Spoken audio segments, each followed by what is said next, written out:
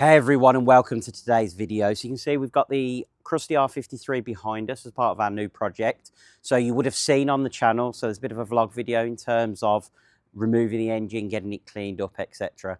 One of the things I wanted to do as part of this is actually do a how to remove the engine video step by step. So this is going to be one hell of a video. It's probably going to be an hour and a half long, potentially maybe a little bit more.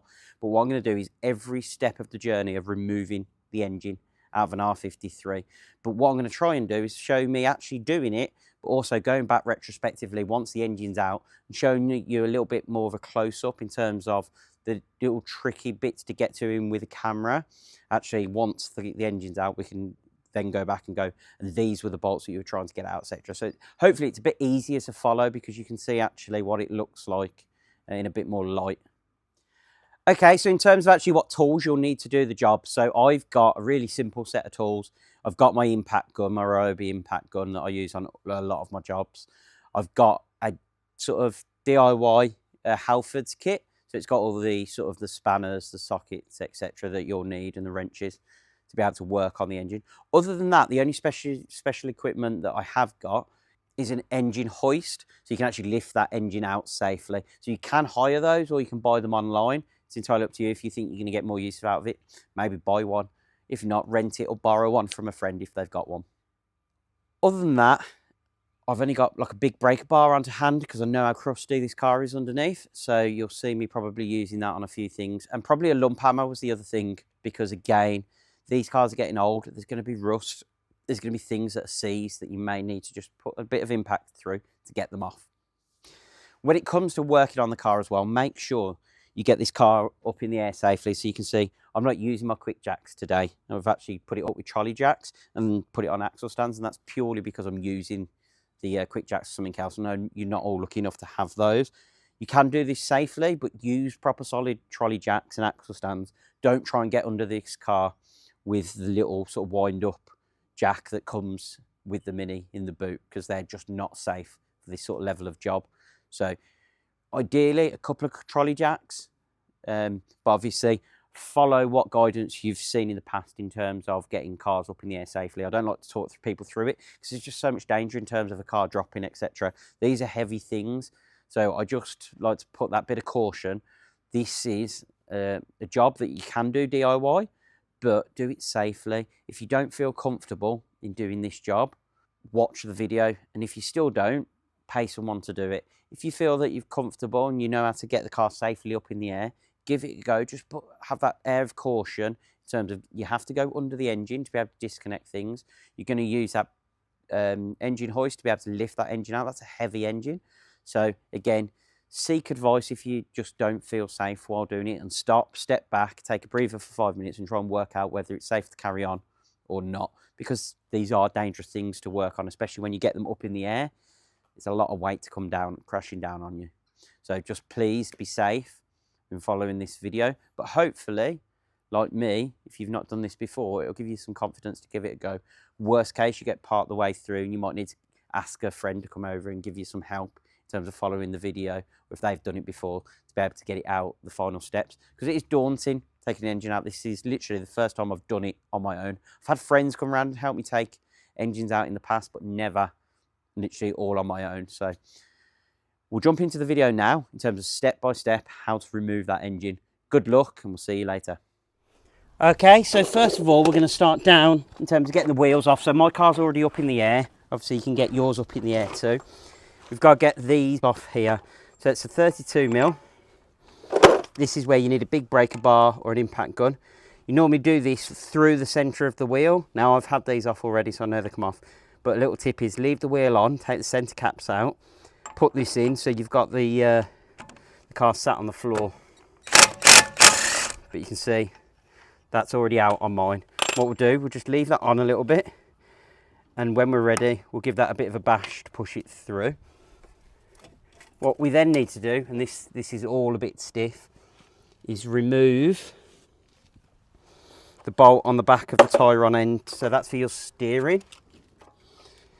Let's see what size we're on for that. Looks like 17. This is where an impact gun really does help.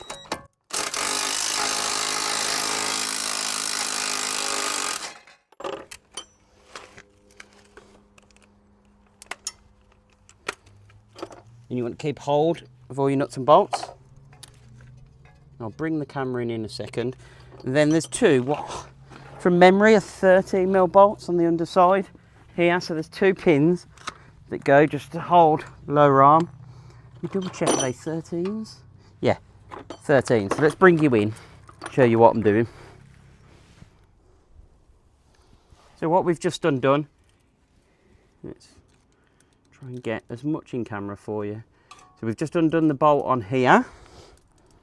Now we're going to undo the 2 13s that are underneath here. This is, like I say, you need a breaker bar or an impact gun. And you can see this car is really crusty, which is why it's the donor car.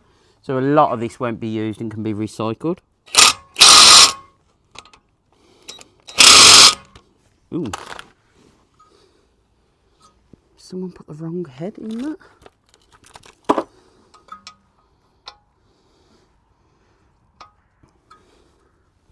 Right.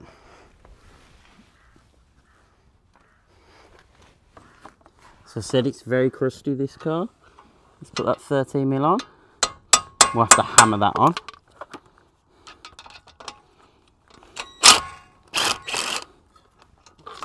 That takes those bolts out. Okay, so next we're just going to hit here, and that's just to get this to drop out. You just want to get that loose, so that's good. Sometimes you need to put a bit of penetrating fluid in, just to loosen that off, because it can crust up here as well, but that came out nicely. Okay, so we're underneath the engine now, and I mean, you can see power steering fluid, oil, just everything is leaking out the engine, but that's fine, because if we do end up reusing this, we're going to replace everything in terms of gaskets, etc. So I'm not too worried about that. We've got to drain the oil first, so get our oil collection. So I've already loosened this. Let's try it. Yeah. So that's a 13mm socket. Let's see if I get this all down my arm.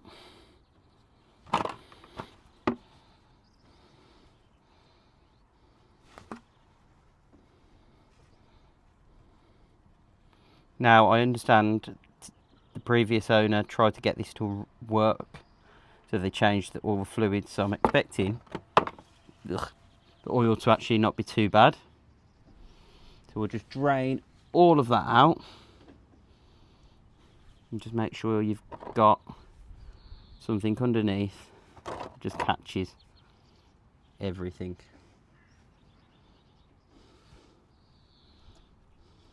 We'll pull all the fluids out the engine at this point, so we'll pull the gearbox oil as well, and we'll pull the coolant if it's got coolant in it. I have to double check actually, because coolant may have already been pulled, but I'll show you how to do that as well. Yeah, this oil's not too bad, so I think this has been changed recently. Okay, so what we're going to do next is drop this radiator hose off, and just make sure there's no fluids in the radiator next, and drain that off. Okay, so we've got the lower radiator hose just here.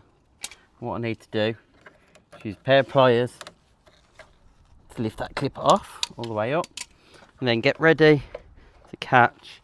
You can get that off easy enough.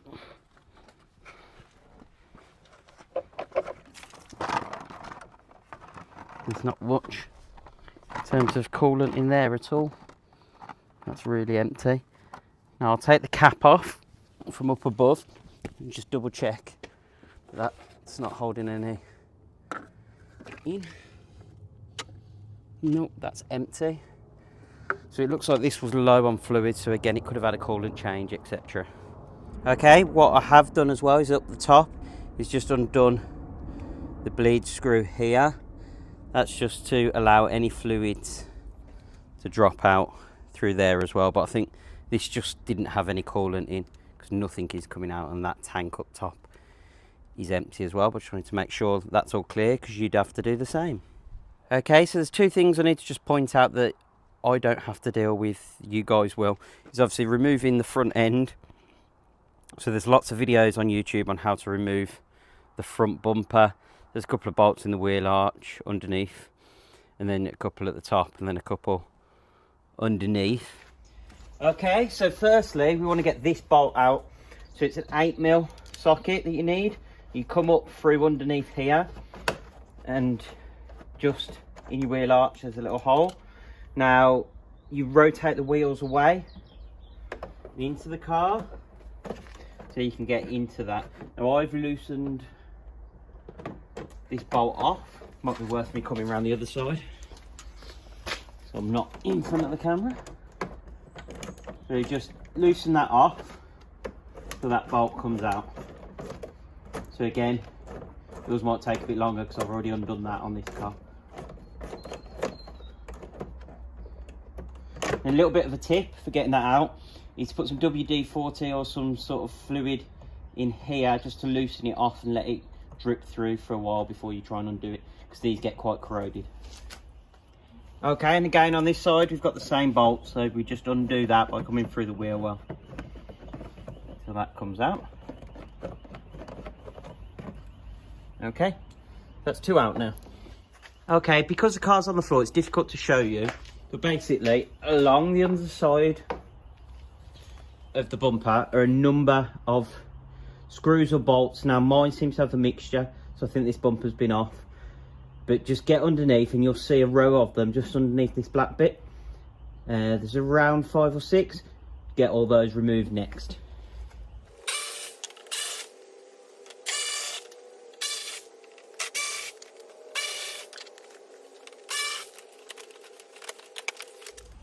Okay, so underneath you can see there were lots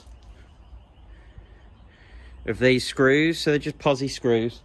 So I've just took all of those out, so just run underneath and see how many you can remove from under your car. So the other thing to think about is you've got the wiring that goes to these lights. It's probably easier if you've got something soft on the floor to just drop the bumper off and then disconnect those. So if we get our what's that? T30. You've got a bolt at either end.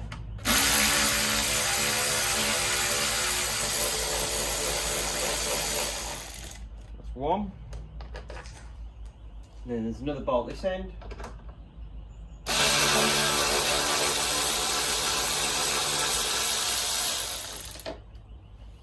Okay, so that's the bumper. You can see it's coming off the car. And then what we do, pull it away and just disconnect. And all we do, we'll show you when it's off, is just pinch each of these cables that are in the back of your lights. You got your thermometer as well, make sure you don't rip that off. One. And it's exactly the same this end, just 2 little press clips. There we go, that's the bumper off. You've got the crash beam that's held on here with just some bolts, so that's been removed as well. And then you've also got the aircon rad as well, so that's been removed. Now, to remove your aircon gases, there is sort of a process for doing that, and that has to be extracted, so you have to get a garage to do that rather than just releasing it into the atmosphere. But that's something, obviously there's no aircon rad now because that's been removed as well, but again you can find all of that easily on YouTube if you need to, if you can't work it out, but it's nice and simple. Okay, what we want to do as well is remove these crash tubes. So, oh god, it's just so crusty under here. We've got a bolt up here, that's a tiny little one. We've got 2 17s, so let's just see if I can pull these out. They may not come out the way, let's see.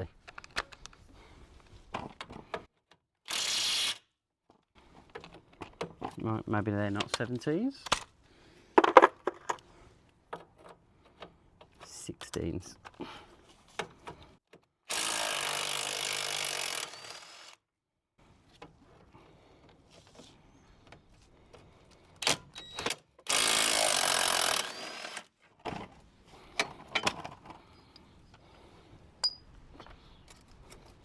They're actually quite loose, which is nice.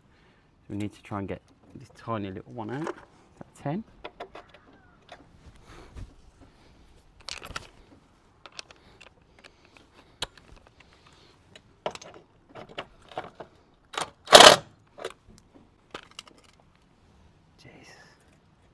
I mean, this car, that's why it's the donor car, it's falling apart. I don't know how much we need to get these out the way. We'll try and work that out. Let's get these 16 mils out again.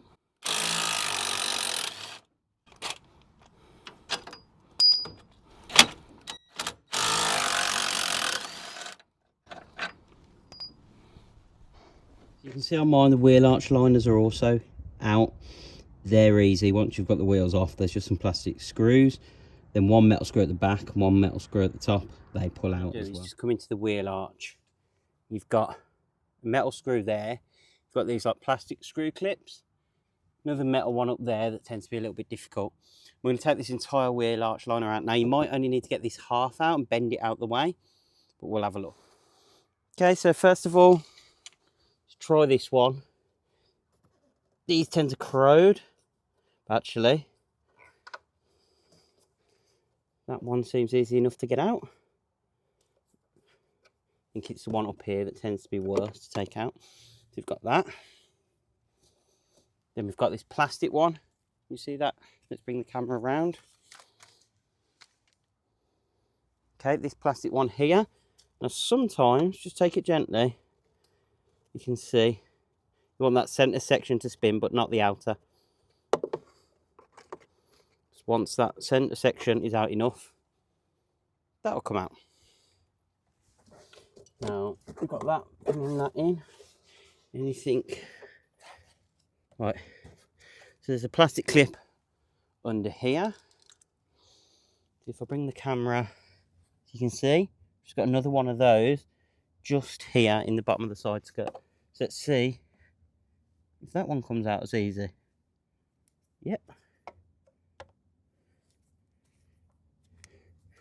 Right, let's get that one out. Sometimes you have to put a little screwdriver behind, a little flathead, to push it down a bit before you rotate the screw, and it just forces that out. So hopefully you can see that now. That's out. That's out, which gives us more movement here now. So I think if we got it away from the side skirt, it'd come out. See there, we've got that. Okay, so I think that's probably enough, so you wouldn't have to take all of this out. I'm going to, just to make it a little bit easier on me, and two, I've got to remove this anyway to remove some of the stuff.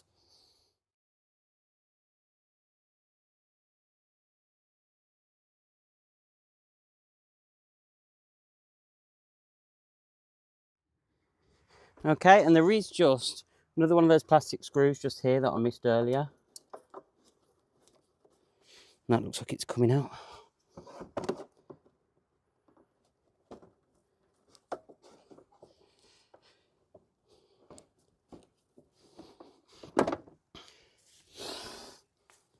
Again, so one of the tips I would say is if these screws, let me show you, you can see.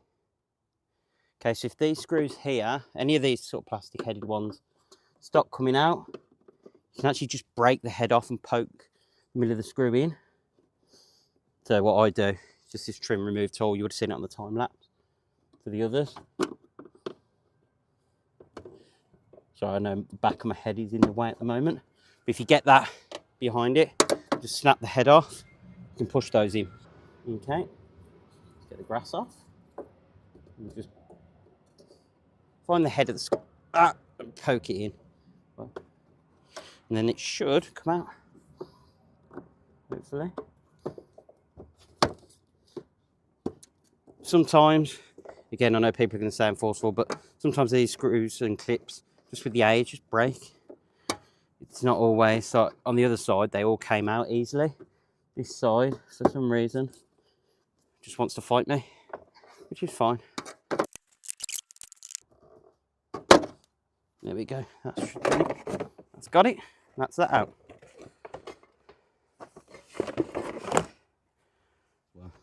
And then it's a case of now just trying to drop as much of this stuff as possible. Just get it all disconnected. I'd rather disconnect too much than not enough, just in case. Now this, I thought this should have a threaded section on. It doesn't, so it looks like the bolt's been taken out at some point in the past. There should be a bolt on there. Okay, then you've got the wiring just here, and all we want to do is, you've got the horn wiring, so we can just disconnect that. Should be able to disconnect that. And obviously with mine, I'm reusing this loom, so I don't want to damage or cut anything, so I've got to be careful, just like you would be if you were doing this on your car. Just pull this through. The reason we're doing that is this front clip's going to come off, so we don't want to have any wires getting caught. We'll just pull all this through, including, anyone see that? That's a set temperature sensor that goes in your front bumper, so for your reading on your dash. That's then out the way. If you look in my hand here, this is the wiring that I'm pulling through the back of the sort of the radiator shroud. So from where the fog lights, etc. We're just pulling that through so that we can pull the shroud off, and just getting this wiring all out the way. And it was exactly the same on the other side in the video, where I just pull again all these cables through and out of that. Come over to the driver's side, and again we just make sure that any of these that are plugged into your lighting, etc., that we just disconnect all of it, including your horn wiring again. And they are literally self-explanatory little clips where you just depress them. So again, just pull that through so it doesn't get trapped, and remove any of this. Okay, so just in here you've got the top radiator hose. We just need to disconnect that. What that does, if we get that clip off, we should be able to, that means this system's then disconnected from the radiator. So we should be pulling this off soon. Okay, so there's two bolts that go through this plastic bit into this. Now they're completely corroded on mine, so I'm hoping these are loose enough, they should come off with this front clip. Right, what we might need to do is just give them some encouragement from underneath, and just get a big hammer and just give them a bit of a tap to bring them forwards, hopefully.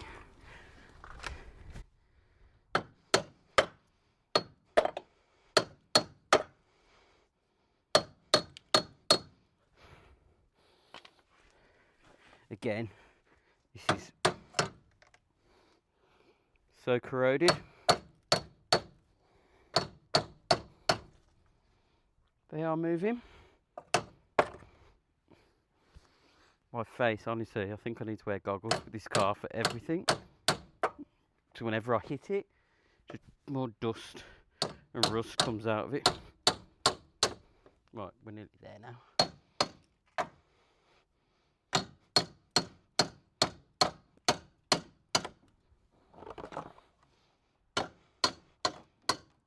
Right. Let's see if that'll pull out by hand now.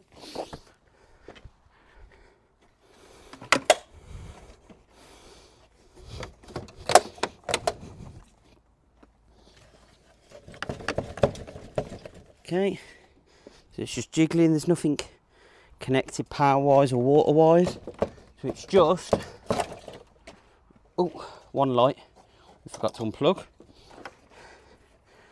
and then this should be just this arm coming off. Right, again we might need to just give it a bit of encouragement.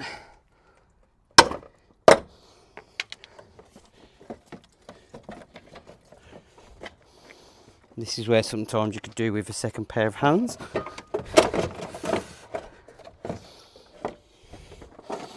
But we can just put that side down for a second, get underneath, and we'll just bash forwards just to remove it.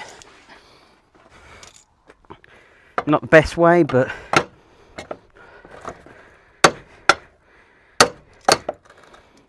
right. Let's take that out. And that should come out.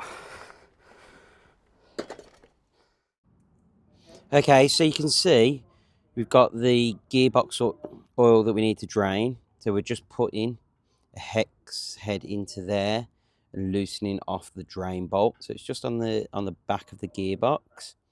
We'll just get that undone. So you might need to break it a little bit because it might be a little bit tight to start off. But again, make sure you've got your pan ready to be able to catch that, because this stuff stinks. So if you get that on your hands or your clothes, it's going to smell. So just make sure you've got a pan ready. And just like with the engine oil, make sure you don't drop that plug into the oil when you take it out. So you can see there, we're just removing that. So we'll get that nice and loose and then get the pan ready to catch the oil.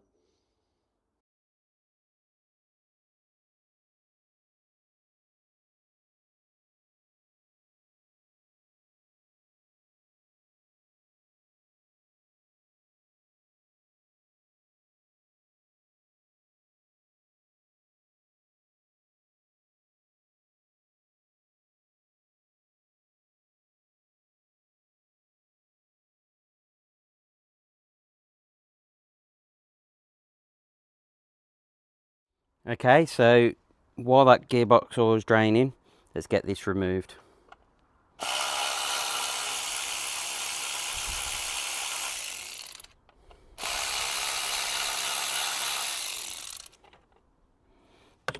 All these, because I know a couple were loose already. So when I got the car, I think the intercooler had just been off. So they're all loose. Put them to one side.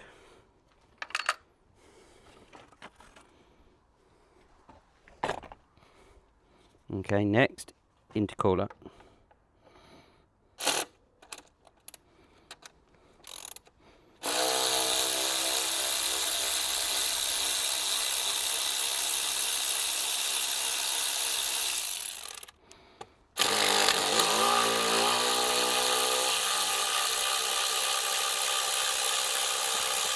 One thing I would say is these are old now, so just be careful using power tools on them. You don't want to rip bolts.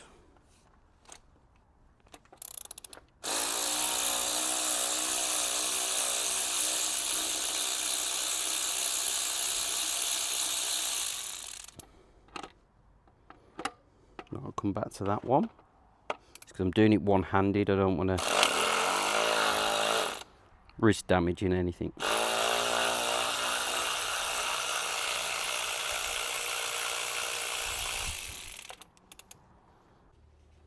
Okay, so we just carry on.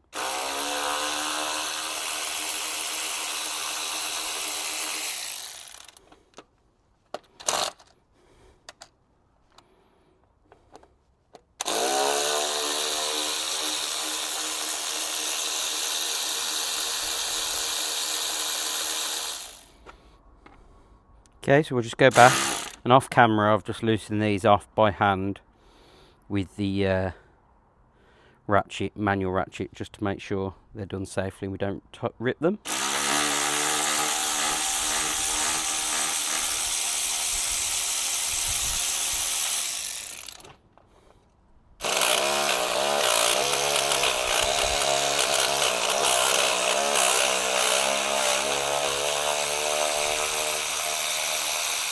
Okay, and then we're just removing all of these, get all these bolts out of the way.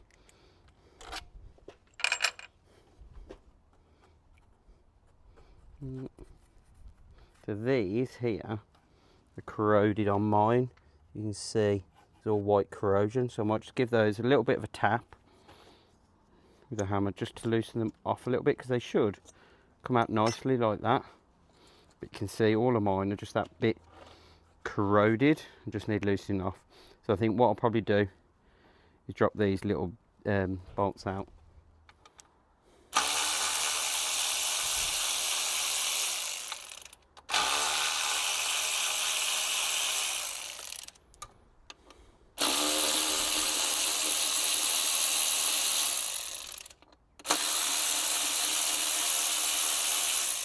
and they're 8mm, just to get those out.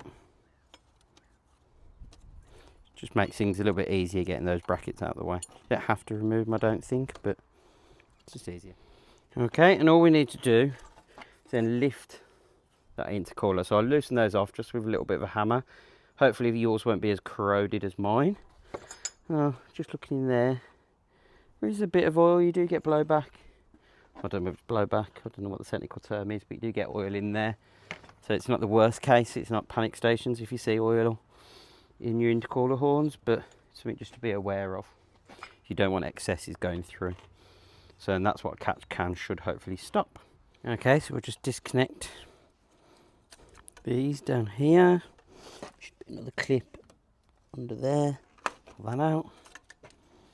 Okay, airbox next.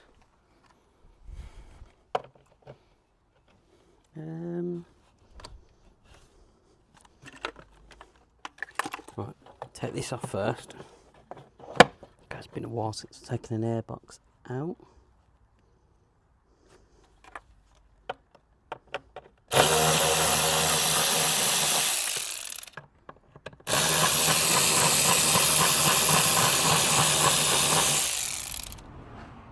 They're not mine.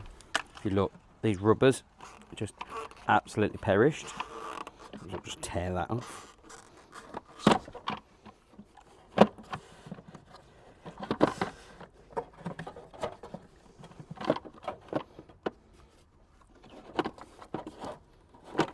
There's actually a half decent looking filter in there. Maybe sort of push it back. It's been a while since I've done one of these. There we go.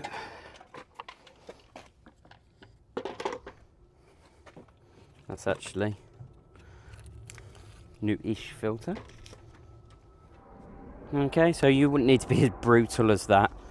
Let's get this cover off. We need to get this ECU out. So this is where you need to make sure you've got your battery disconnected. Now, this car is absolutely dead. There's no battery now connected at all. So let's pull that one connector out. It's just that connector I was getting in with a screwdriver. It's just easier than getting your fingers in sometimes.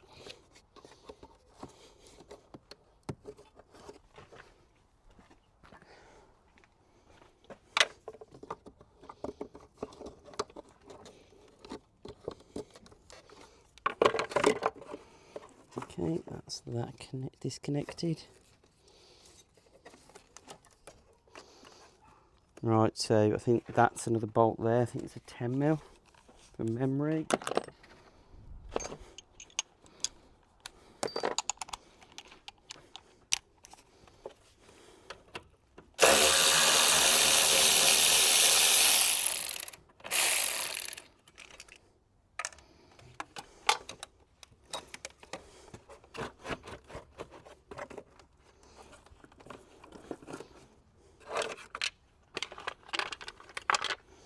Let's see if we can wiggle that out as well. So that 10mm. I'm trying to think what else is left. I don't think there's much. There's two wires that's tucked in. So these two wires here are sort of tucked into the side of the airbox. So those need to come out. Do something just to pry them down and out. One, maybe not use something as sharp as a chisel. Then that's the ECU and airbox out. Okay, so let's just disconnect coil pack wiring. It should just unclip at the back there, and then there's just some loops that go onto studs on the engine. So you just want to lift those out if we can, so they don't get trapped.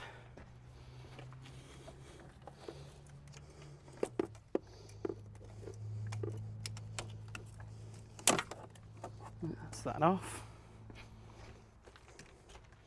Okay, so we've got the fuel pressure hose, or the fuel hose.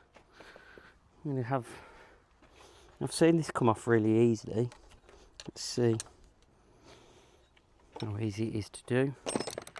Maybe if we put equal pressure and pulling towards me. No. How do we do this? Push. Or I can push and then,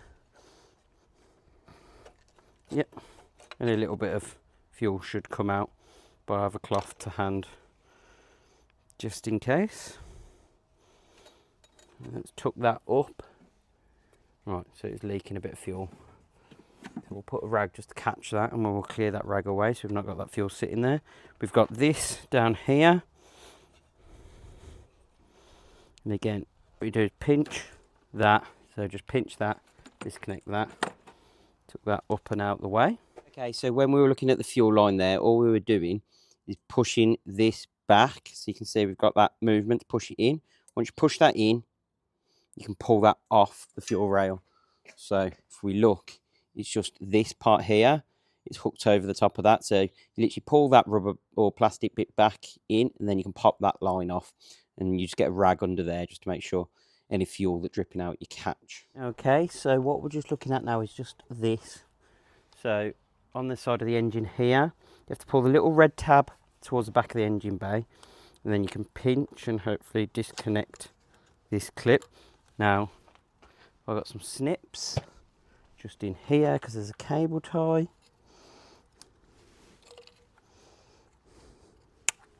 Right, get that cable tie. And then these are the injectors here, so we just need to get this wiring. So I think we just squeeze that pin in, yep. So there's a pin on the back of the injector wiring. Right, a lot of this is quite stiff. And some of it comes off really easily.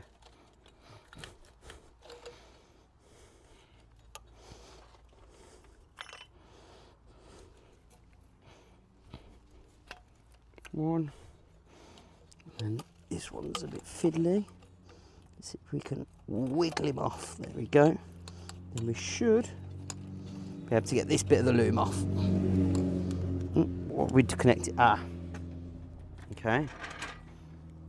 So just down here, I missed a connector on the back. How? There we go. Let's feed that through.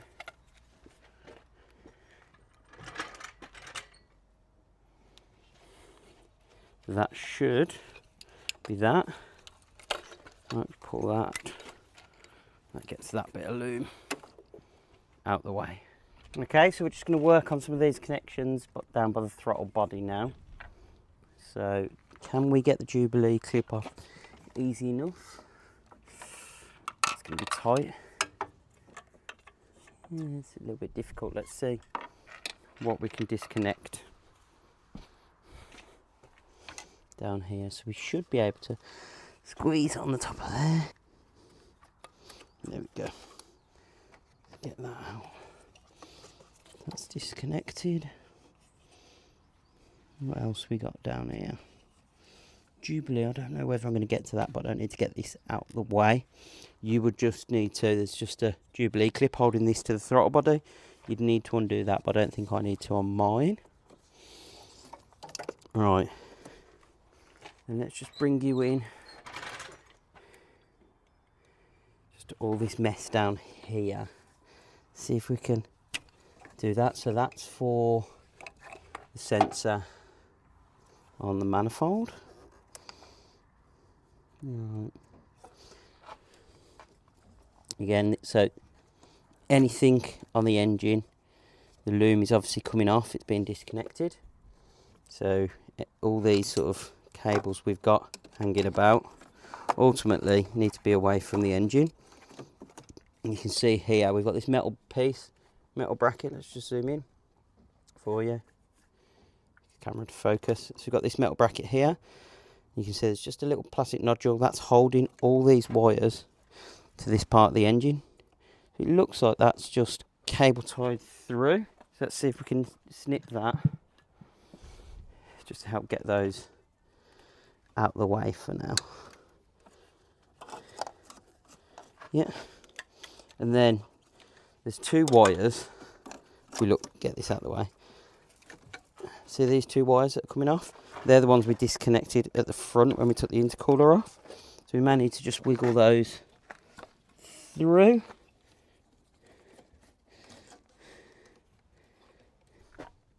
You still see? So we're just there. So I'm just on the front of the engine, just manoeuvring them underneath the intake manifold to get those out the way as well. We just see that big then chunk of loom is all starting to move away from the engine, which can only be good news. Okay, so we've got the fuse box over here. So we take that lid off. Just looking in terms of how, let's move this all out the way, how this is connected. So it's connected here. Well, we're going to have to get this out the way. So I think there and at the back it looks like 10mm bolts again. There's lots of 10mm in this engine bay.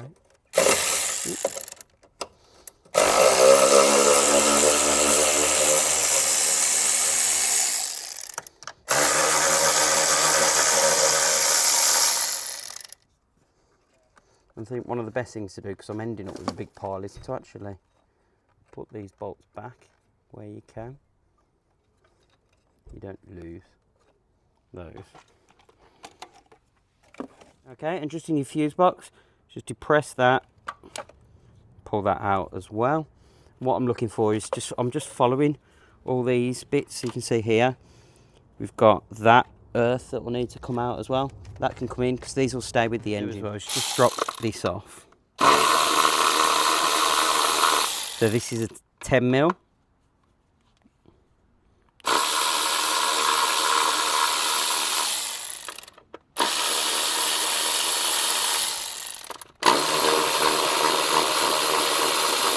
The reason I'm doing this is I know I've got to get down the back of here to take the manifold off. So I might as well get this out the way. Now, once those are done, all you got to do, pull these out, take that out the way. Okay, so if we look at the back of the engine, here and here, there's two 13mm bolts. We just need to remove those to remove this heat shield. Okay, so I'm just down the back of the engine. It's a bit hard to film this bit for you, but it's just taking, are they 13s?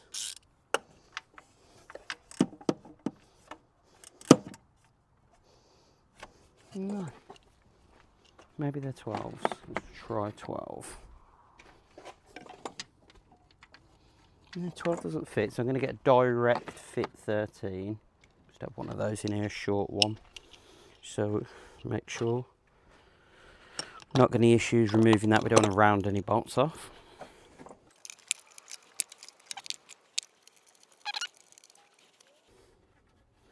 It's amazing actually how much there is just to remove this engine. So you can see why when you take your car to a garage and you have to have an engine swap or something. There's a good hour or two in terms of work or labour to pull this engine out, and that's if they've done it before. Not everyone's taken out a mini engine before and know all the bits to take out and what order.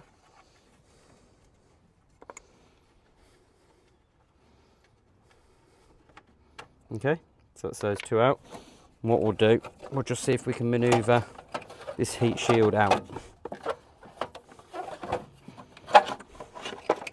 That's that out. Okay, so if we look at the back of the engine, so I get a better idea of the heat shields and the manifold. So you can see the two holes there. That's where I think the 13mm bolts go through. That's to remove that heat shield out of the way, which then gets you to this manifold. And you can see, I'm just holding it on with one bolt there. You can see, if we release the 8 bolts on the manifold, that comes out the way. And all they're doing is going through into the head here. And that exposes this heat shield, which is protecting your starter motor. So you can see again, that's just held in with a 10mm bolt through into there, which we can get out of the way. And that exposes your starter motor and your oil filter housing. Okay, so on the back of the engine, we can see we've got the manifold, and just in here, let's see, it's quite difficult to get the camera in, but there's just a load of 10mm bolts across the back of that manifold that we just need to pull out. So I'm going to just remove those now.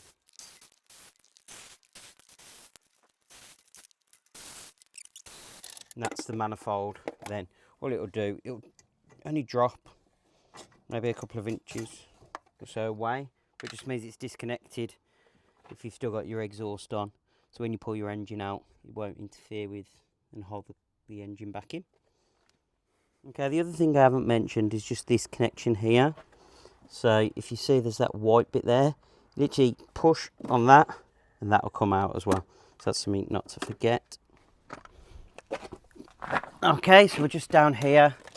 So looks like that's been broken off, whatever that is. But we're going to need to disconnect the alternator, which I think is just it's quite tight.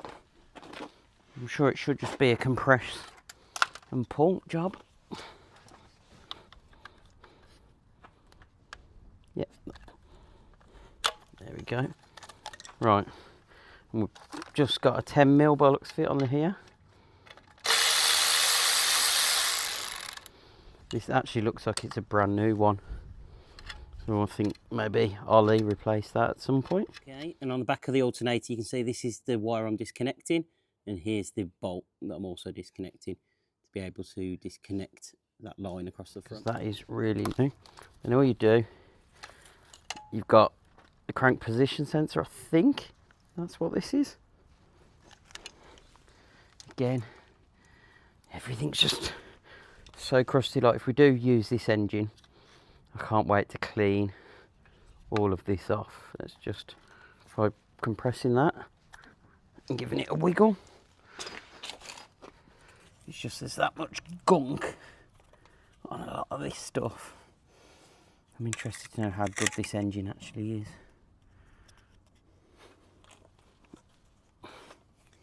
Is there any sort of safety or anything? I don't think there is. God, this is just coated. Let's try it again. Because some of these, yeah, this might have a little safety where you push it through, and then you unclip and wiggle it off.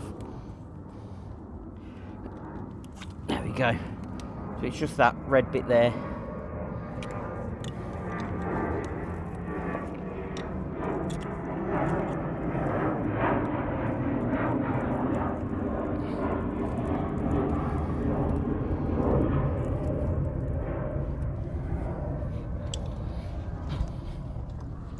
You should just be able to unclip these, but I think it's that corroded, the metal's just bending. It's just giving way. It's over this bolt, I don't really want to take that out. But yeah, that should come out there. I think I'll just get some pliers and pull that off. You can see the wires go all the way up. We need to chase those through and get them up to there. Okay, so I think we've got another 10, 2 lots of 10 to pull this off. The 10s, yep. Right, let's get. Okay, so we can see the slave cylinder for the clutch that we're disconnecting. So these are the 2 bolts that you have to remove. So they just go through that and allows you to get that out of the way. Okay, so you can see here we've got the gear selectors that you have to get off now. Sometimes the rubbers on these can be a bit crusty, but all you've got to do is get underneath them and wedge them off. So you can see just one there, just going. So you push on the end that attaches to the gearbox and lifts that off that ball joint. Then we have to do that second one there. It's a little bit tricky to do on camera, but we'll see. Let's see if we can get that second one off. You see, just again wedging underneath to lift that off. Sometimes these rubbers are perished. So you have to just be really careful because they can be quite fragile.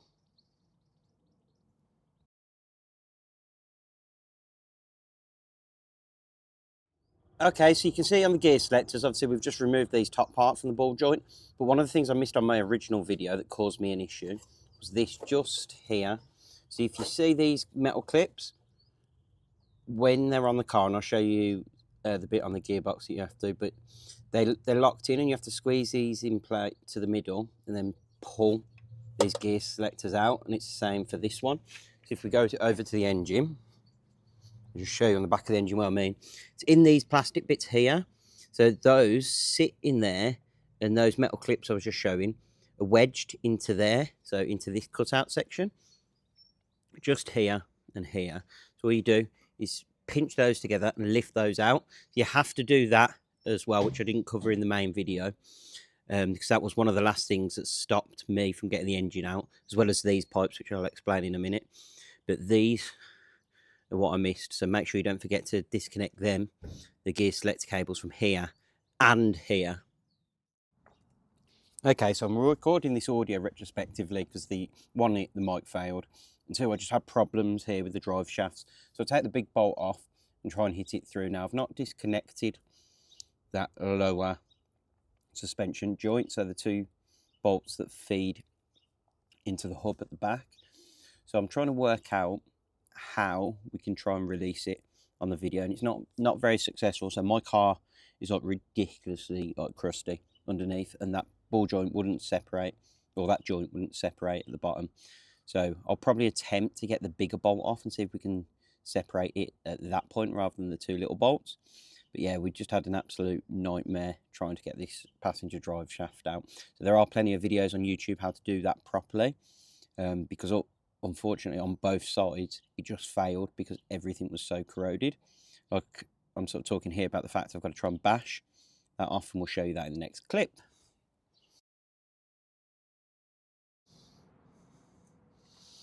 Okay, so you can see here I'm trying to bash that with the hammer to try and release it. So hitting it from all angles to be able to release, where we've obviously dropped those bottom two bolts from underneath the hub, and it's just absolutely going nowhere.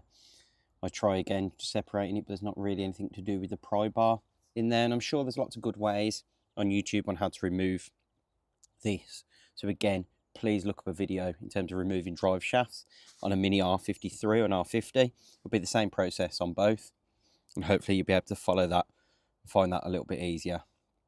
I just struggle so much. Like, I'm looking underneath now, and what I'm going to do is take out that large bolt that I'm just pointing to there. If we remove that, my thought process was that section may be a little bit looser than the joint above, so I'm just pulling out the tool set now and the impact gun to be able to get that removed. So we've got the impact gun on it, and that bolt actually does come out pretty easy. So we take that bolt out, so just watch that now.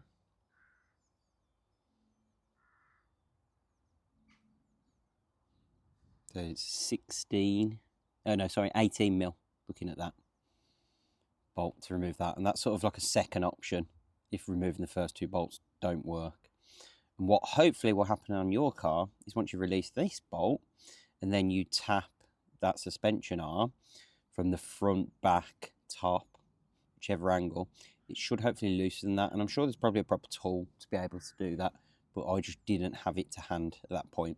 So you can see there, I've watched other videos and people just give it a bash and it comes quite loose. I think it depends how often you've had that joint changed. If you've had it changed recently, that should be a lot looser. Maybe this one just hasn't been done, maybe even 100,000 miles. So it's just absolutely wedged in place and will not come undone. Okay, so as I mentioned to you before, this car is like really crusty. Like, this bolt just snapped off. It's just an absolute mess in here. So you can see we've got this out. So what did I have to do to get to this point? So I couldn't release this lower ball joint, it just wouldn't come loose. Now for me, this car, obviously I need the engine out of it. The rest of the car for me is sacrificial. So what I did, again, these wouldn't come off, so I've just cut through this. This you would just take off nicely. Then all you do is hit through to knock the spline out. So hit through from the front, if you see, just down here, you hit through there to release this. And what I've done is dropped this suspension off from here, so I can pull this down. Literally pulling this out will pull this knuckle out, and because this drive shaft is broken anyway, so, well, not broken, but these covers were all split, You can see they're not in the greatest condition. I'm not going to put them back on the car. I decided if you yank all this out, this knuckle comes out. I then just cut the rubber cover off, and I was able to then pull this all out. If you did this, you'd want to bring the whole lot out. Okay, and just to show you with the engine removed, so it's a little bit easier. Obviously the drive shaft was coming out of there. So what you would do is once you've released it from the hub end, is actually come in with a pry bar and just work on the back. And obviously the engine's swinging, so I can't put any pressure, but just use a pry bar to pry around, and what will happen is this bit here will completely pop out of the gearbox. That's exactly what you want to happen if yours goes well. Obviously mine's now stuck in, so once this is on the engine stand, we'll actually get this removed. So you know, obviously we had the problem with getting this drive shaft out. No surprise, everything this side, but these just disintegrated. It's just an absolute mess of a car, but that's why it's the donor car. That's why we're getting rid of it. You can see we've had to take the drive shaft out the same. So normally you'd get on the back of the gearbox, prise this out. We've had to take that knuckle out because this just is all seized. It isn't the right way of doing it, so I don't recommend that you do this, especially like for me, this car's sacrificial. But there are videos on how to remove axle shafts properly, so I'd fully recommend for this step to go and watch one of those just to get some hints and tips. I'll try and put one in the description just so you don't do what I've had to do. Hopefully your car's not as extreme in terms of just absolute crust as this one is. I mean, just look at this, it's just disgusting. But we're not interested in any of the chassis, we're interested in that engine that is nearly out. Okay, so we've got to get the other drive shaft off now that comes through to here. So we need to get a few things out of the way because there's a metal bracket just behind this engine mount. So we'll drop this off first. I think, I can't remember whether this is a 13 on this one. Let's try it.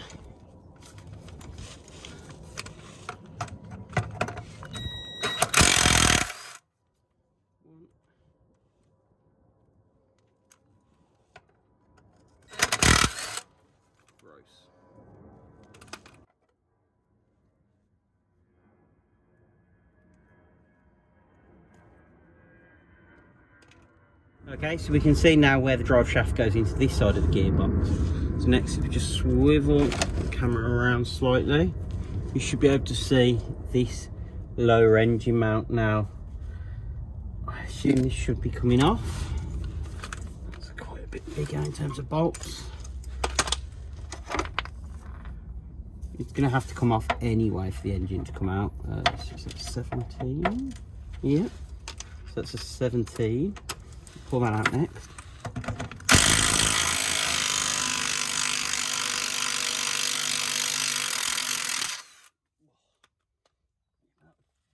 Rust falling off this car as they use this impact gun is just ridiculous.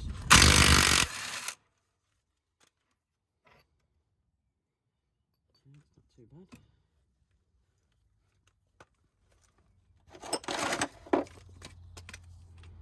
Okay, next. That's a square, so we've got to get this off. What size is that? That's a 17 as well, I think. 17. Yep. Now I might need an extension bar to come in through to this.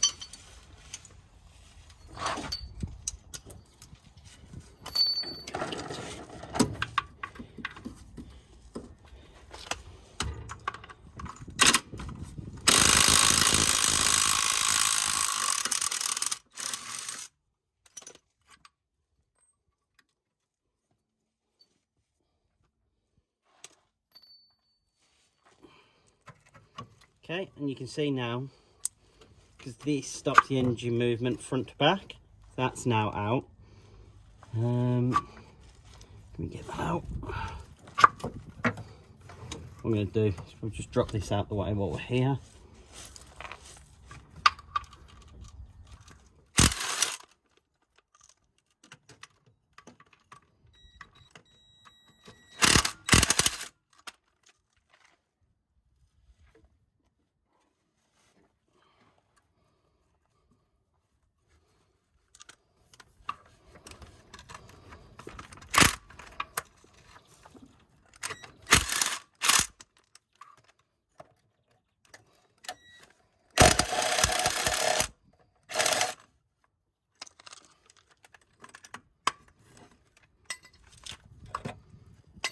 Okay, so that's out, and you can see we've got some swing in that engine now.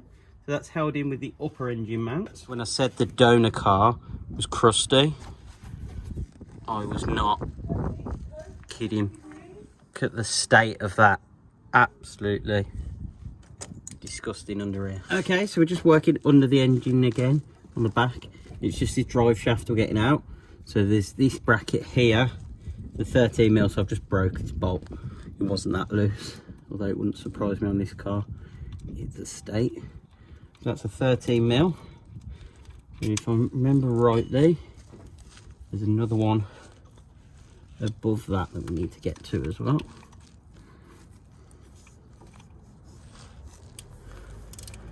I'm not using my quick jacks on this car because I'm using that on the other car, so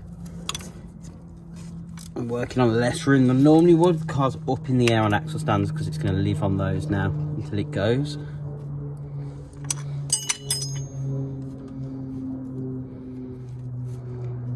Let's do that by hand.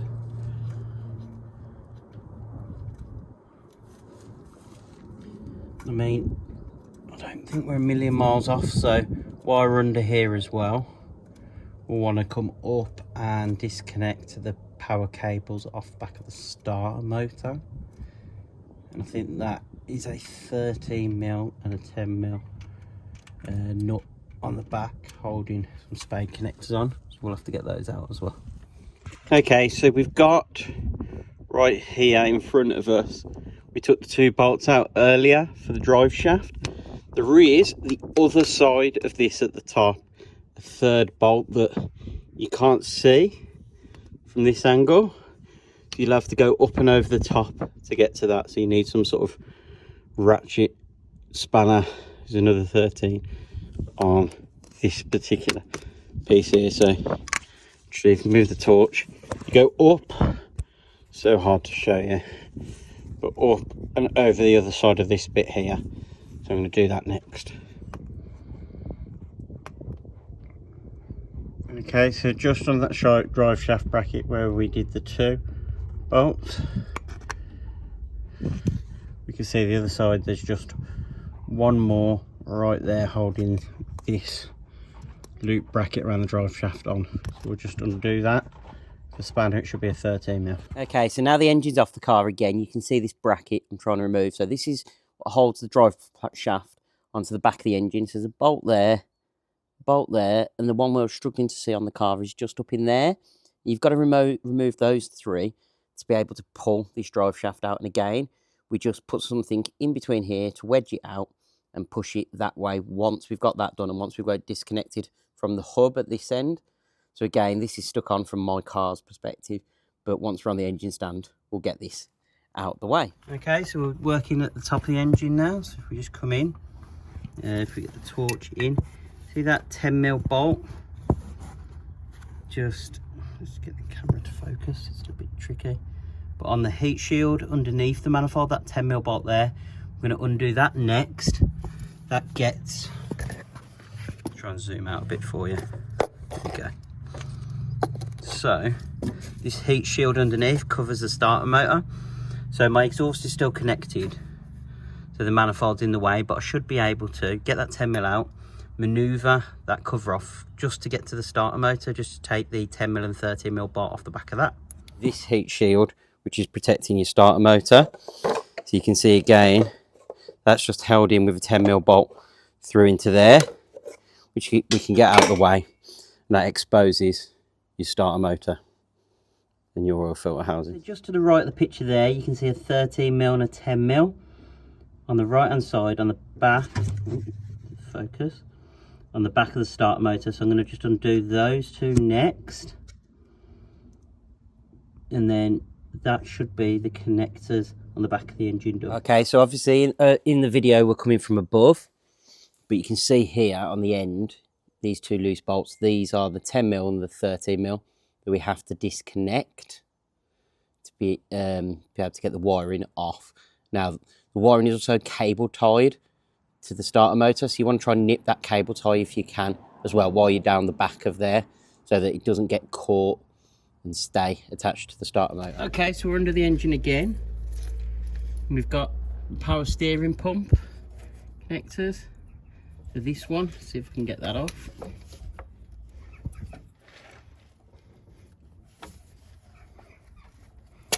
One.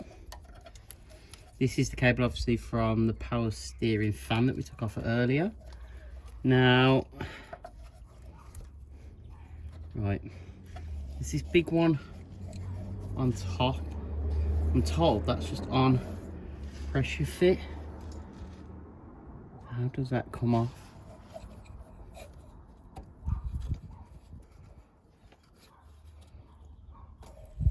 This one here, I'm going to find out and I'll put on the screen now in terms of how you remove this one.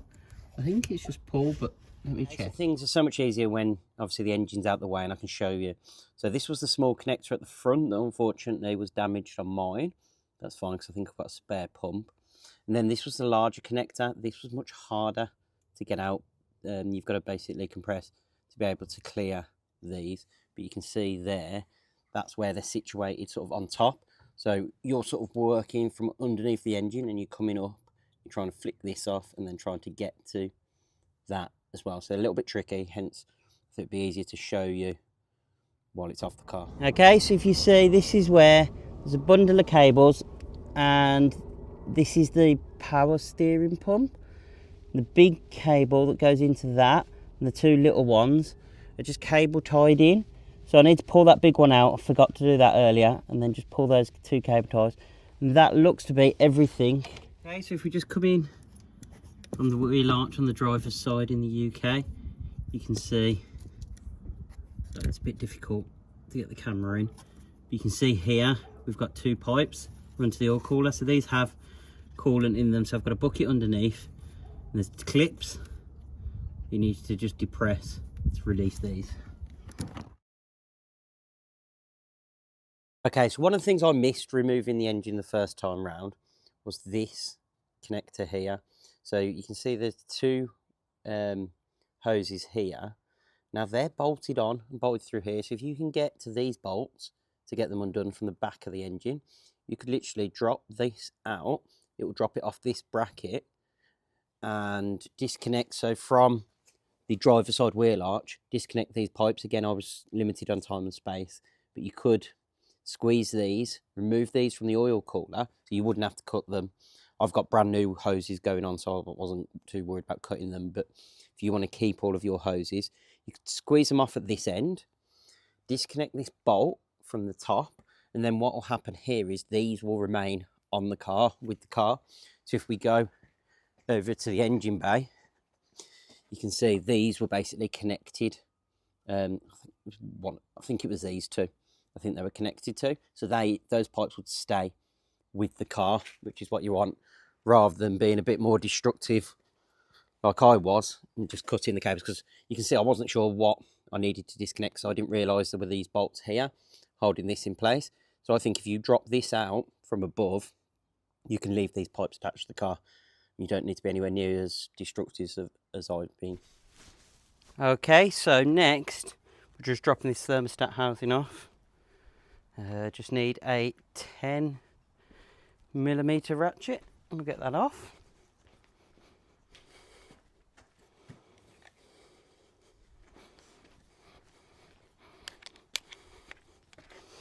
So there should be a couple of bolts just underneath here.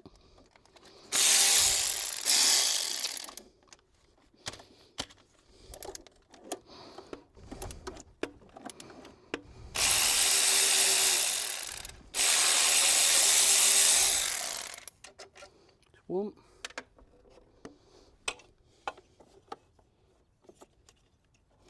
There's another one just underneath there, if I can get to it.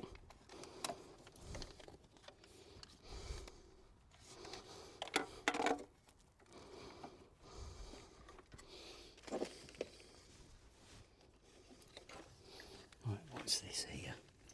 Can we disconnect?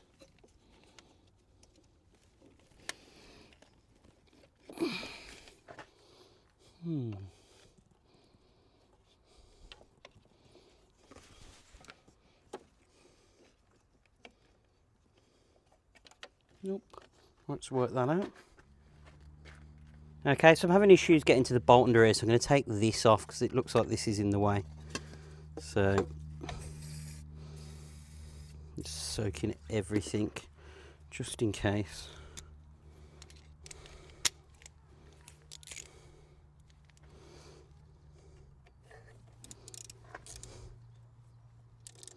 Nope, that's not the right size. Okay, so if we look again when the engine's removed, it's just a little bit easier just to explain things. So this was in the way. So you can see it bolts through the thermostat housing. So this thermostat housing, so there's a bolt here, there was a bolt here, and there's a bolt right down here. So you can see 1, 2, 3. So that's what I was trying to get to, because if we move this out the way, it just makes it a little bit easier to get to that thermostat housing that's there and get to those 3 bolts, because ultimately what you want to do is get this out the way. You can see there, that's a bit mucky. Okay, so we've got to try and get this throttle body off. There's a bracket with 2 10mm bolts either side, as far as I'm aware. One there. You can see it just, I get to it, yeah.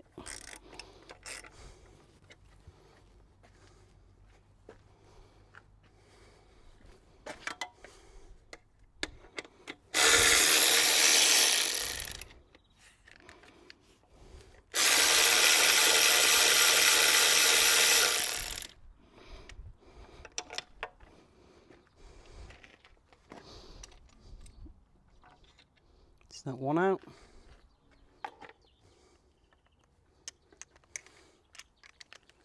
Then we'll just do the one on the back side.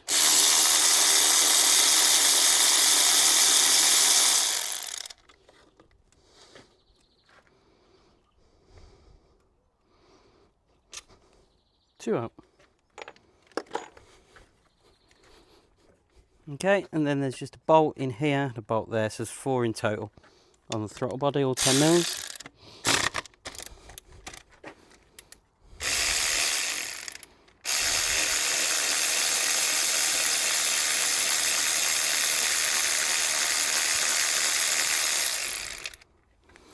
And then just one on the back. Now I would have took this out the way, but the way the Jubilee clip is on it, it's the wrong angle to get into it.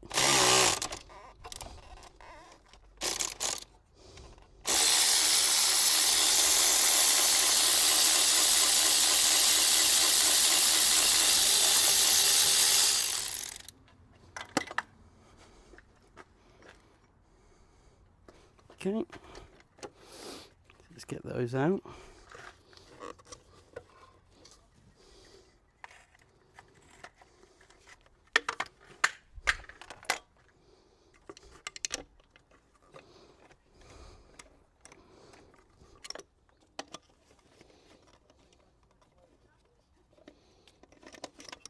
Right, so we need to get those out. So that's another one. I'll just get that last one.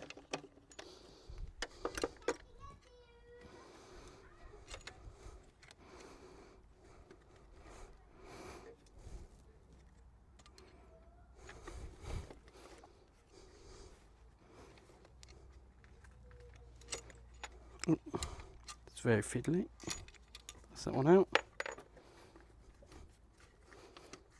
Nearly there. Okay, so it's just on this pipe here. Oh, for goodness sake. How is everything, see if we can twist. Right, so this clip here you should be able to remove, but again with this car just everything is just falling apart. So my rubbers have destroyed, which obviously you can see here. So looks like this is about to break off here as well, but you would just pinch that and remove. Okay, so the throttle body now should be disconnected, and then all you've got is this one little last clip. Let's flip him over. Let's see if we can just get this pipe off as well, although that's nicely corroded. No doubt will probably snap like everything else seems to be doing. with this car, but at least you get a true reflection of actually the problems you can face doing these sort of jobs, especially when these cars are as old as they are. Yep, you can see that's just snapped as well.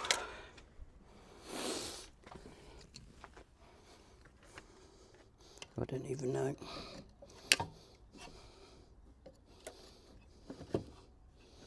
So I think looking at this is all cracked. So again, yours, you just pull that off that way. Me, I'm going to just have to sacrifice this pipe, but it's cracked anyway, so I wouldn't run it on the new car. Okay, so if we look at the throttle body, we'll remove that so it's out of the way. You can see from above, we've got the 4 bolts that we're removing in the video, and also obviously disconnecting this. Now this line, again, had perished on mine. You can see this clip would be one of those that you normally compress. That would also rotted away, so you'd be able to compress it on yours to remove that lower line as well. Okay, and the reason why we took the throttle body off is just under here. We've got a 10mm holding all this stuff on. Is it just outside? Interesting. We'll try and work that out. Okay, so this clip here, so I've just got that out, and you see this got this locking mechanism. That was all the way forward, so what you have to do is prise that back. That'll release the clip and then just easily comes out. So we're getting more and more space to get into this 10mm down here. Okay, so you've got the MAF sensor here. So all we need to do, 3mm Allen key to get that undone.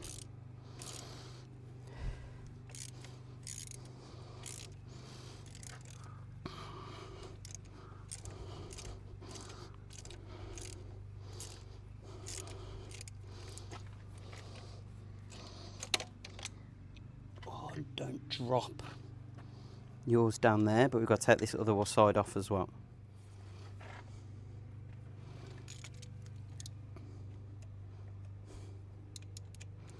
Right, just get the other side off. This is a lot looser.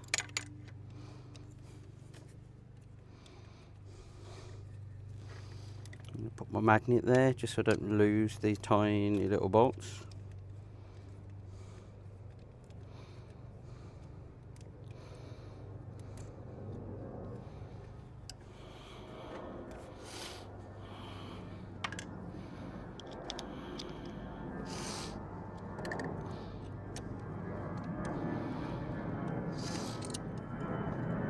Does not want to come out. Okay, so this bolt again seized, as most things seem to be on this car. So I've managed to just wiggle enough room with having one bolt out of this to get onto the 10mm that's hidden behind here.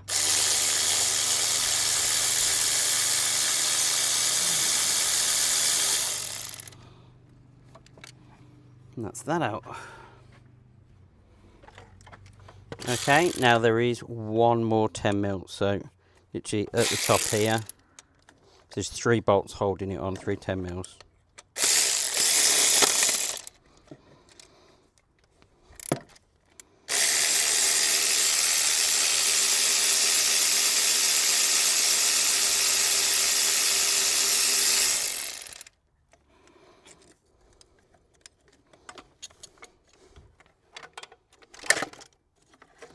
Right, that's out of the way now.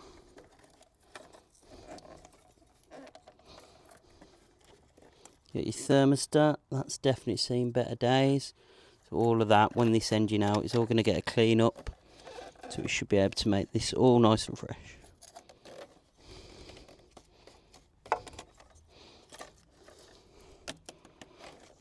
Don't know how that comes out. But yeah, so that's the thermostat housing off. The thing I've forgotten to do is just take this off. I think, yeah, it's 10mm.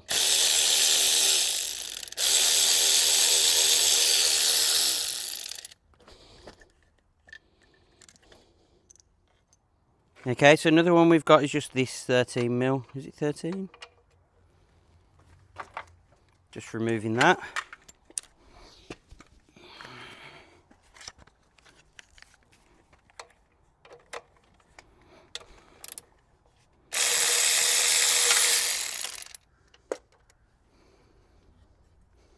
grounding straps off.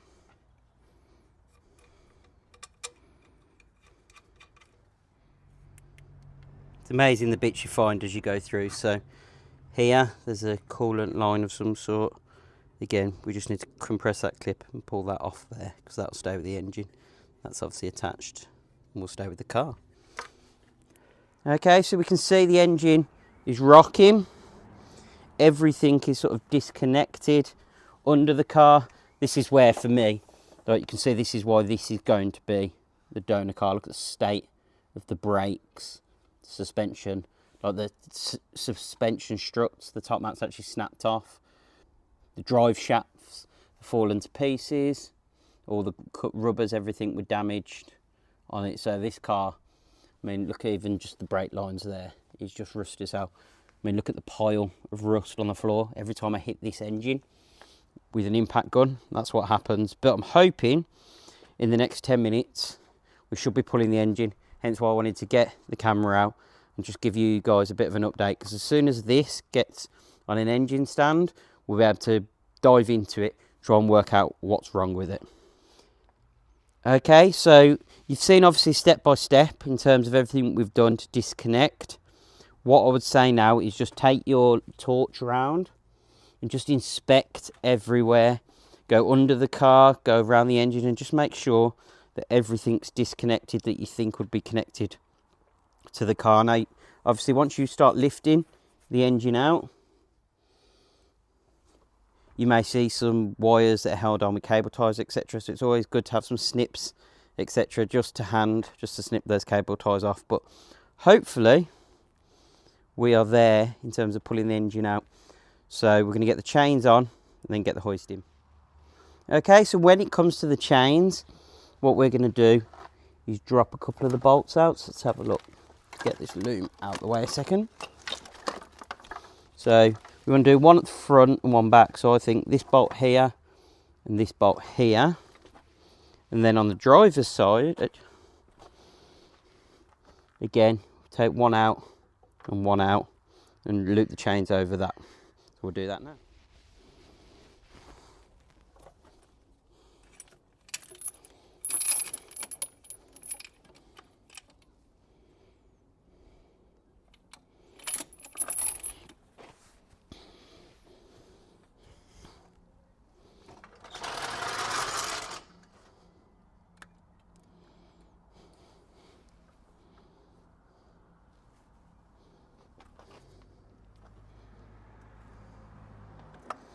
Okay, and same again. You just take one at the front and one at the back out, one at a time.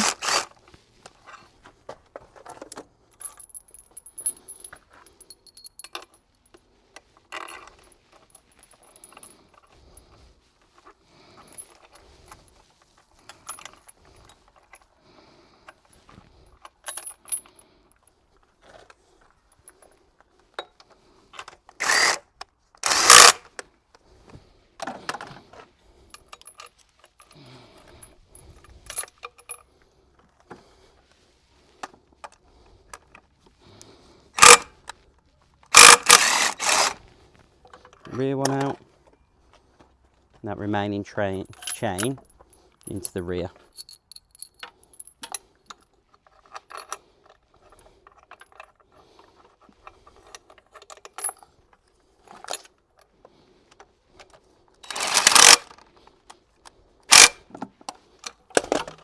Okay, so a better look at where we located those chains. You can see this is the driver's side engine mount. You see we use that front bolt closest to us. And then on the rear here, we use that bolt here just for this engine mount. Then if we come over to the passenger side in the UK, again, I use this mount here and this bolt here. Now, you can see we've got different heights in these chains as well. So that's something to bear in mind, because now we've got a bit of slack. So what we probably could have done is actually putting this through so it just a few links up to equate for the difference in height. So I'm just making sure I've attached the chains in the right place, etc. And then hopefully now we should be able to lift it out. Okay, so we're going to get this in.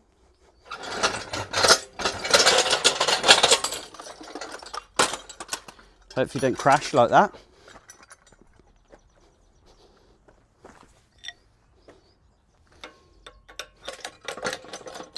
Right, get the impact gun out of the way.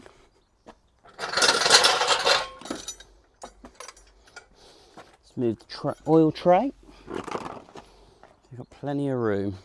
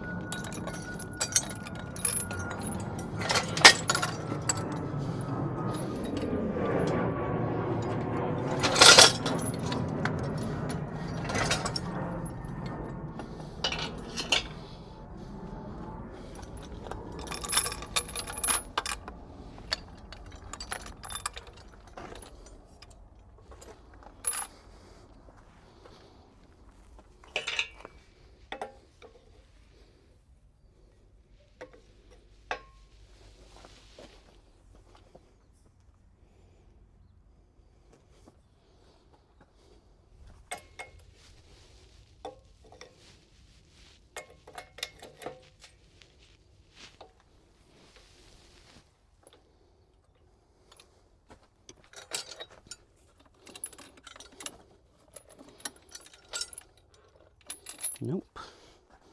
So we've got to lower this, and from memory it's that, but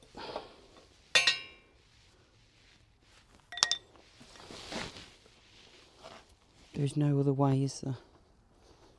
To get a pair of pliers. Alright, so it is that.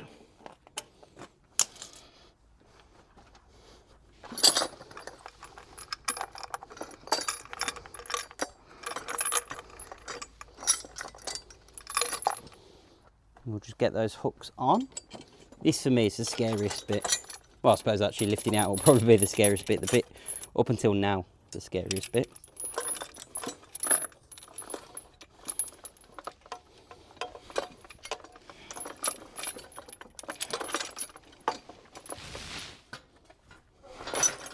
Bring that back a bit.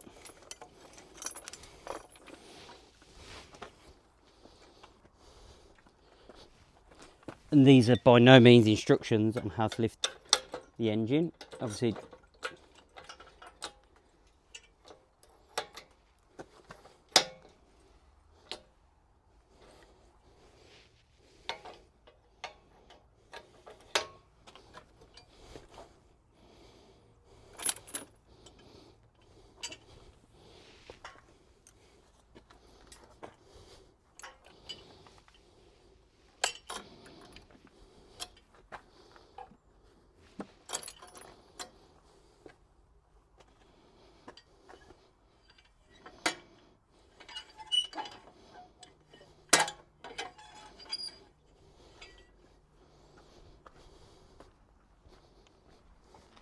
what I'll do now is I'm going to ring Rich, get him to check, because it doesn't quite feel right. Okay, so we've balanced it now. So I was just talking to Rich on the phone, just to try and balance this as best we can. So here comes the scary bit of actually, so we've taken the slack on the engine now with the weight of the trolley hoist, not the weight of the trolley hoist, but using the trolley hoist. So now, hopefully, it's a case of removing the bolts.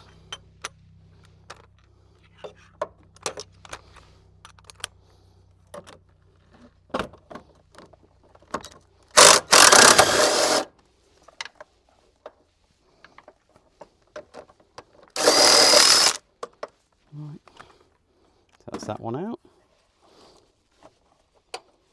Let's get the actual bolt out. That's that bolt out, that bolt, and then this one.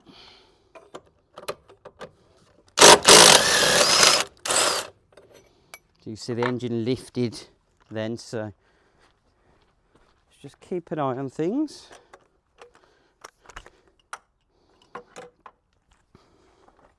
Now I'm going to take the top engine mount on this side. So it's 19, I think, on that one.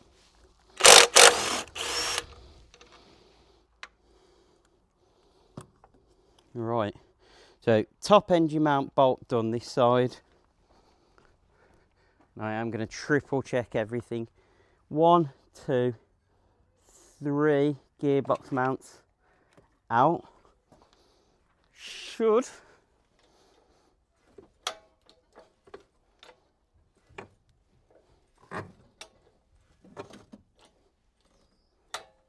so this obviously is doing some damage to the paintwork. I'm less worried about that right now. So we've cleared this mount.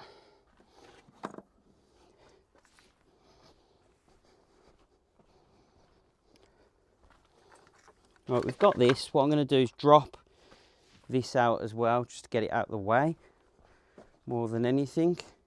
There does seem to be something potentially snagging, so it's trying to work out what. Let's just take our time, in no rush, and see where we get to.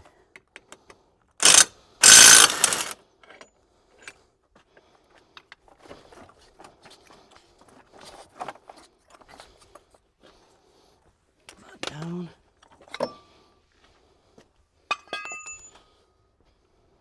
Even with well-prepared plans, there's always going to be something that you might have forgotten. For me, looking at this engine, so there's a couple of bits that seem quite tight, I need to be careful of. One is this set of cables here, so I just need to work out what that is.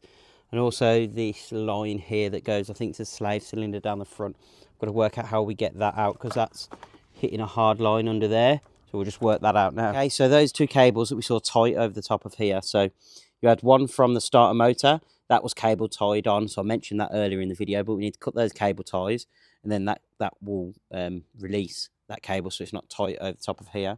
The next one I mentioned in the video was the slave cylinder. So if you follow that through, we actually come up to here. And just move that chain out of the way a second. You can see, similar to the joins that we'd got on the back for the gear linkage, you can see we've got a pipe that's compressed in there. So I think all we would need to do in your end is lift that out and then pull this all through and round. You could get rid of these, get them out of the way. Obviously on mine, these hoses are deteriorated. We're putting new hoses on, so we just cut them. But yeah, you'd be able to just feed that through.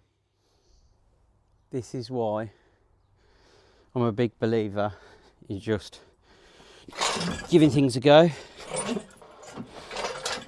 This is nearly out the car. Right, we are. Anything still connected? We've got a cable tie. You can snip.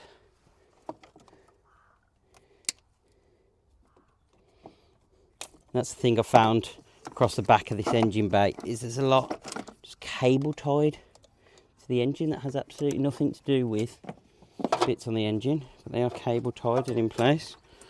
Right, bring you back over. I think may not be the prettiest, best way of doing it. I'm sure lots of people will be able to tell me in the comments there's a better way of bringing the engine out. Just get back in a minute. But I think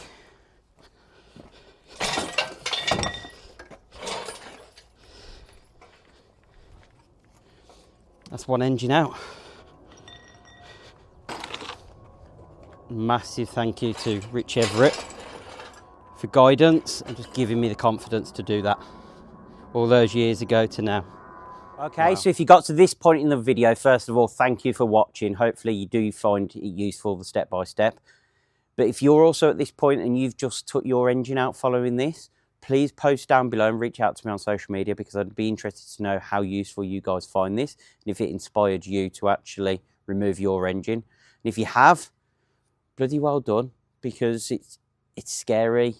It's a hard job. It's not an easy job, but with the right tools and the right knowledge, anyone should be able to do it.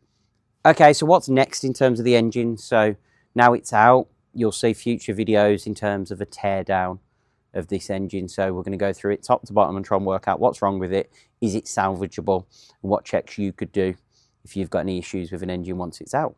Thank you for watching today's video. Please hit that thumbs up to like the video. That really helps the channel. And also hit the subscribe and notification bell if you don't already subscribe to the channel, so you get alerts every time we upload new content. Thanks for watching, and we'll see you in the next video.